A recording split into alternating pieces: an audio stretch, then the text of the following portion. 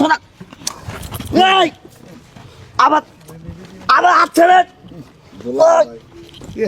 একদম সুস্থ সবল একজন মানুষ। হ্যাঁ সুপ্রিয় দর্শক মন্ডলী, আপনারা দেখতেই পাচ্ছেন একজন প্রতিবন্ধী বেশ কিছুদিন যাবত এই রেল লাইনের পাশে এখানে ভিক্ষা করছে, তার পা নেই, হাত আছে, মানে খুবই গুরুতর অবস্থা।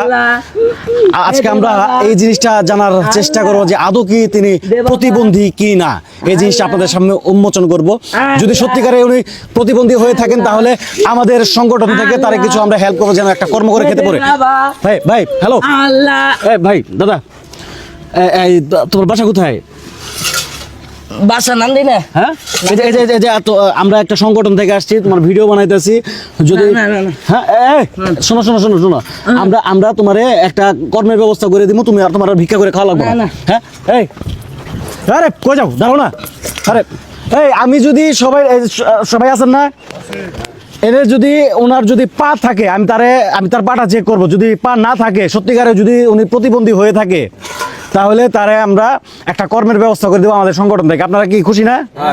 ওনার যদি একটা ব্যবস্থা করে দেই, হ্যাঁ, তাহলে ওনারা ভিক্ষা করে খাওয়া লাগলো না নাকি ভাই?